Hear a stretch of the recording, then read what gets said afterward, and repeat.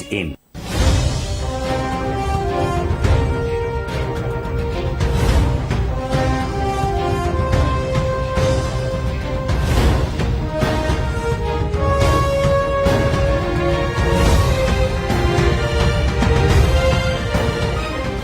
নমস্কার, আপনারা দেখছেন গ্লোব টিভি, সবার পাশে সবার সাথে। গ্লোব নিউজ নিয়ে এখন আমি সুপর্ণা রয়েছি আপনাদের সঙ্গে। এক নজরে দেখে নেব আজকের বিশেষ বিশেষ খবর। সীমান্তে ভেটারান্স দিবসে বিশেষ সম্মাননা। মকর সংক্রান্তিতে জমে উঠল দীঘার সৈকত। কালভার্টের শিলান্যাস করলেন মন্ত্রী। মানসিক সার্টিফিকেট প্রদান। রাজ্য ক্রীড়া প্রতিযোগিতার আসর মালদায়।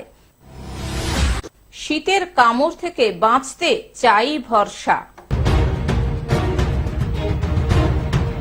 আসছি বিস্তারিত খবরে।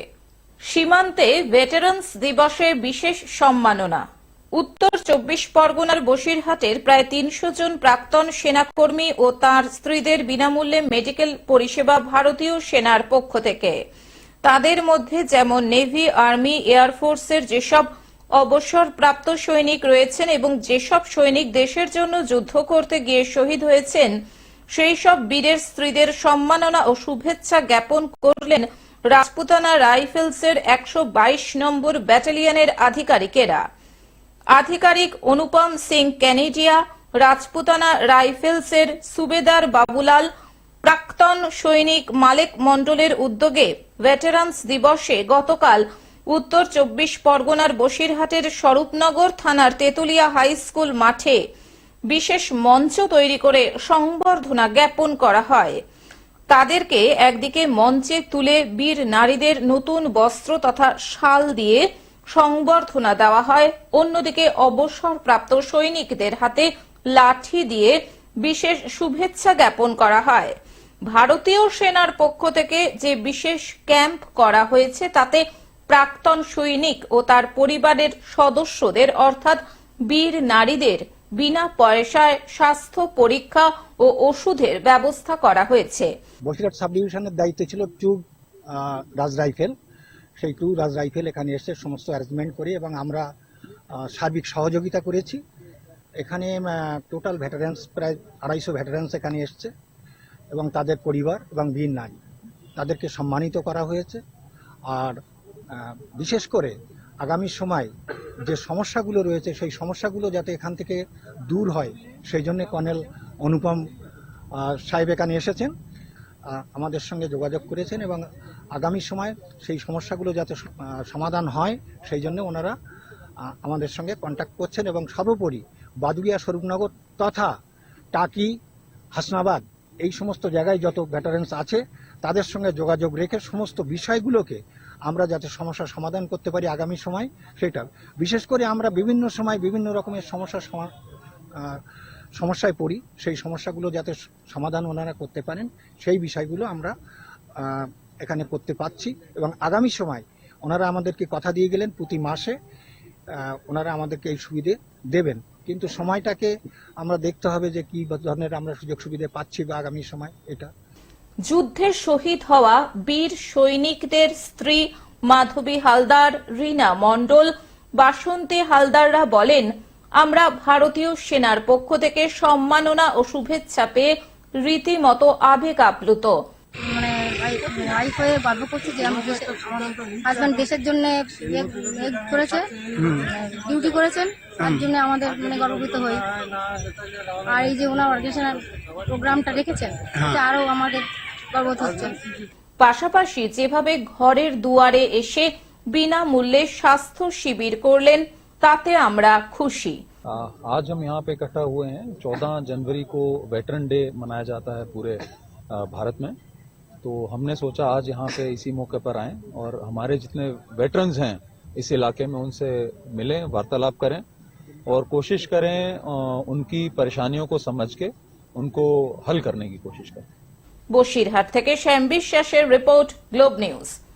মকর সংক্রান্তিতে জমে উঠল দীঘার সৈকত। মকর সংক্রান্তির পুণ্যতিথিতে জমে উঠল পূর্ব মেদিনীপুরের দীঘার সমুদ্র সৈকত। সোমবার সকাল থেকে থিকথিকে ভিড় দীঘার সৈকতের স্নানঘাটগুলিতে।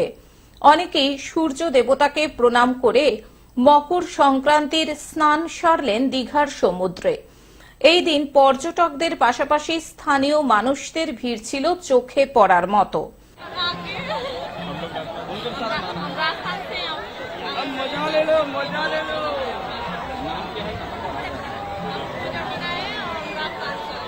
ये गंगा सागर में साउथ में जाती है, गंगा सागर मेला है। ये दीघा में आप नहाने के लिए क्या मजा लगता है। পর্যটকদের নিরাপত্তার কথা মাথায় রেখে দীঘা থানা এবং দীঘা মোহনা কোস্টাল থানার পুলিশ প্রশাসনের তরফ থেকে কড়া নিরাপত্তা ছিল দীঘার সৈকতগুলিতে। এমনকি জলপথে স্পিড বোট করে টহল দেয় পুলিশ কর্মীরা। মকর সংক্রান্তিকে কেন্দ্র করে লক্ষাধিক পর্যটকের ভিড় দীঘার সৈকতে। এখানে এসছি, এই গঙ্গা এখানে এসছি, জল দেখলাম, খুবই ভালো লাগছে, মাথায় নিলাম, খুবই ভালো লাগছে, সবাই পুজো করছে সেটা দেখছি, খুবই আনন্দ লাগছে, বেশ লাগছে আজকের দিনটা। এই যে অনেকেই গঙ্গা স্নানে যান, সেখানে দীঘার সমুদ্র সৈকতে কতটা আনন্দ বলে মনে হচ্ছে আপনাদের? খুবই আনন্দ হচ্ছে, সবাই এত আনন্দ রয়েছে, সবাইকে দেখে নিজেরাও খুব ভালো আনন্দ উপভোগ করলাম, খুব ভালো কাটছে। পূর্ব মেদিনীপুর থেকে মানস আদকের রিপোর্ট, গ্লোব নিউজ। কালভার্টের শিলান্যাস করলেন মন্ত্রী। মোথাবাড়ি বিধানসভার কালিয়াচক ২ নম্বর ব্লকের উত্তর লক্ষ্মীপুর গ্রাম পঞ্চায়েতের অচিনতলা বাজার এলাকায় রবিবার বিকেলে ফিতে কেটে ও নারকেল ফাটিয়ে একটি কালভার্টের শিলান্যাস করলেন উত্তরবঙ্গ উন্নয়ন দপ্তর ও সেচ দপ্তরের রাষ্ট্রমন্ত্রী সাবিনা ইয়াসমিন। মোথাবাড়ি বিধানসভা কালিয়াচক ২ নম্বর ব্লকের উত্তর লক্ষ্মীপুর পঞ্চায়েতের অচিনতলা ও ছারকা বস্তির মধ্যে পাগলা নদীর ওপরে এই কালভার্ট হবে। উত্তরবঙ্গ উন্নয়ন দপ্তরের বরাদ্দে ১,২৬,০০,০০০ টাকা ব্যয়ে নির্মিত হবে এই কালভার্ট। আনুষ্ঠানিক শিলান্যাস করলেন উত্তরবঙ্গ উন্নয়ন দপ্তর ও সেচ দপ্তরের রাষ্ট্রমন্ত্রী সাবিনা ইয়াসমিন। এছাড়াও উপস্থিত ছিলেন কালিয়াচক ২ নম্বর পঞ্চায়েত সমিতির সভাপতি অঞ্জলি মণ্ডল, কালিয়াচক ২ নম্বর ব্লকের বিডিও বিপ্রতিম বসাক, লক্ষ্মীপুর গ্রাম পঞ্চায়েতের প্রধান ছাড়াও জনপ্রতিনিধি ও এলাকার বিশিষ্ট মানুষজন। কি উদ্বোধন করলেন, কোথা থেকে করলেন? আজকে আমরা উত্তরবঙ্গ উন্নয়ন দপ্তর থেকে আচিনতলার ছারকা বস্তি যেতে যে পাগলা নদীর উপরে একটা ব্রিজের কালভার্টের শুভ সূচনা করলাম। আমি প্রথমে ধন্যবাদ জানাচ্ছি বাংলার মুখ্যমন্ত্রী শ্রীমতী মমতা ব্যানার্জিকে।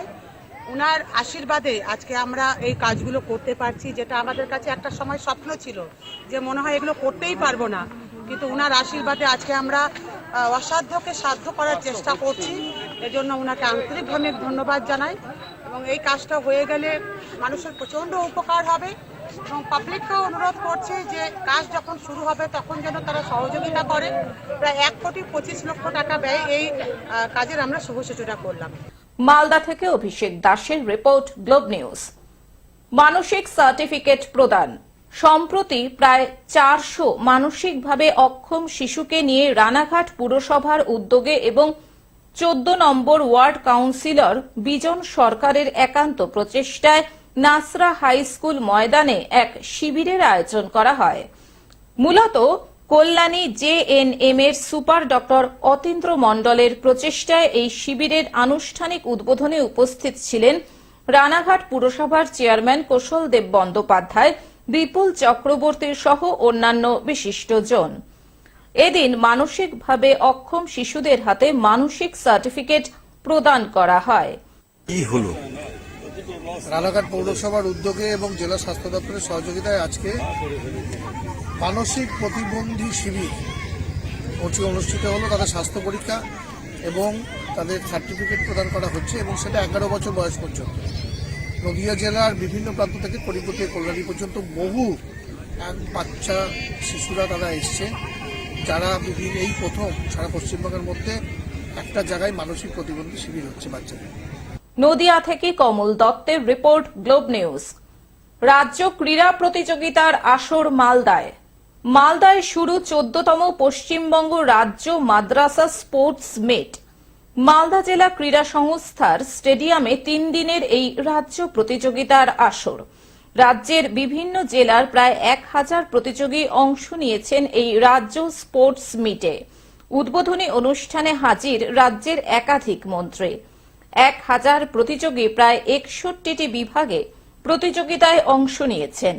প্রতিযোগিতার উদ্বোধনী পর্বে উপস্থিত ছিলেন রাজ্যের মন্ত্রী সিদ্দিকুল্লাহ চৌধুরী।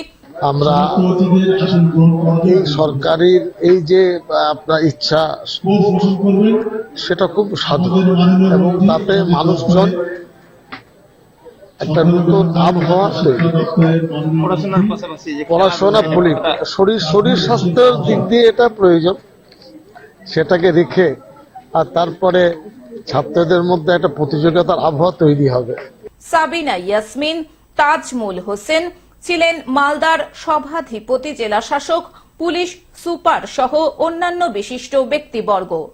এবং আমাদের ডিপার্টমেন্টের মাইনরিটি ডিপার্টমেন্টের রাষ্ট্রমন্ত্রী তাজমুল হোসেনও রয়েছে, ওনাকেও আমি ধন্যবাদ জানাচ্ছি যে আজকে এই সুযোগটা মালদা জেলায় করে দেওয়ার জন্য। সর্বোপরি যারা বিভিন্ন জেলা থেকে এসছে তাদেরকে কংগ্রাচুলেট করছি, অভিনন্দন জানাচ্ছি, কিন্তু সুষ্ঠুভাবে খেলা হয়।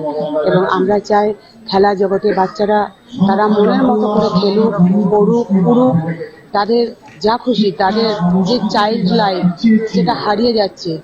এবং অনারেবল চিফ মিনিস্টার, যারা বিরোধীরা খুব বলেন যে খেলা মেলা নিয়ে সমালোচনা করেন, কিন্তু ওদের এটা বোধগম্য হয় না যে খেলা এবং মেলা এগুলোর মধ্য দিয়ে যে সংস্কৃতির মনোভাবাপন্ন এবং শারীরিক যে বিকাশ, যেটা খুব দরকার। ভিটামিন ডি বাচ্চাদের প্রত্যেকেরই প্রায় কমে যাচ্ছে, তার জন্য যে মাঠ দরকার, সেই মাঠকে আজকে সঙ্গী করার জন্য, খেলাকে আমাদের সাথী করার জন্য অনারেবল চিফ মিনিস্টার তিনি বিভিন্নভাবে খেলার উপর জোর দিয়েছেন। তো আজকে যে স্টেট লেভেলের খেলা হচ্ছে, এই খেলার আমি সাফল্য কামনা করে। মালদা থেকে অভিষেক দাসের রিপোর্ট, গ্লোব নিউজ। শীতের কামড় থেকে বাঁচতে চাই ভরসা। শীতের কামড় থেকে বাঁচতে ভরসা সেই চা। যে চায়ের জন্য বিখ্যাত এই জেলা, সেই জলপাইগুড়িতে এখন সকালে পৌষের কনকনে ঠান্ডা থেকে রেহাই পেতে ভোর হতেই ভিড় জমে যায় চায়ের দোকানে। কয়লার আগুনে কেটলিতে উঠছে ধোঁয়া, আর তাকে ঘিরেই জটলা দেখা যায় শহরের বিভিন্ন চায়ের দোকানে। গত কয়েকদিন থেকেই নিম্নমুখী পারদ, পশ্চিমী ঝঞ্ঝার কাঁধে ভর করে জলপাইগুড়ি সহ সমগ্র উত্তরবঙ্গে ধেয়ে আসছে ঘন কুয়াশা। তাপমাত্রার পারদ ওঠানামা করছে ৮-৯-এর মাঝে, যে কারণে সমগ্র জলপাইগুড়ি জেলা যেন ঠান্ডায় জুবুথুবু। ঘন কুয়াশার কারণে বেলা গড়ালেও আলো জেলে ছুটছে ছোট থেকে বড় সব ধরনের যানবাহন। এরই মাঝে রুটি রুজির টানে পথে বেরিয়েছেন রিকশা চালক সুশীল সরকার। শীতের দাপাদাপি প্রসঙ্গে সুশীল সরকারের সোজাসাপটা উত্তর, ঠান্ডা অনেক, রাস্তায় কুয়াশা, কিন্তু পেটের দায় ঘরের বাইরে আসতেই হবে। ঘন কুয়াশা সঙ্গে কনকনে ঠান্ডা, এর মধ্যেই নিজের পেশার টানে শহরের দূরবর্তী গ্রাম কালিয়াগঞ্জ থেকে কর্মস্থলে আসা মোহাম্মদ মইনুল বলেন, গ্রামের দিকে ঠান্ডা বেশি, তাই কুয়াশায় রাস্তাঘাট দেখা যাচ্ছে না। আমরা দেখতে পাচ্ছি রাস্তাঘাটে প্রচন্ড কুয়াশা রয়েছে। এর জন্য কি লোকজন কম নাকি? এই জন্য লোকজন কম আর কি। গাড়ি চলছে কম? গাড়ি চলছে কম, সাইকেল চলছে কম। কুয়াশা রাস্তায় গাড়ি যখন চলছে তখন দেখা যাচ্ছে না। আমরা দেখতে পাচ্ছি গ্রামের দিকে প্রচন্ড ঠান্ডা রয়েছে, হাওয়া রয়েছে, কিন্তু গ্রামের দিকে আরো বেশি কুয়াশা রয়েছে, কোনো কিছুই দেখা যাচ্ছে না, তাই আমরা দেখতে পাচ্ছি। জলপাইগুড়ি থেকে সায়ন সেনের রিপোর্ট, গ্লোব নিউজ।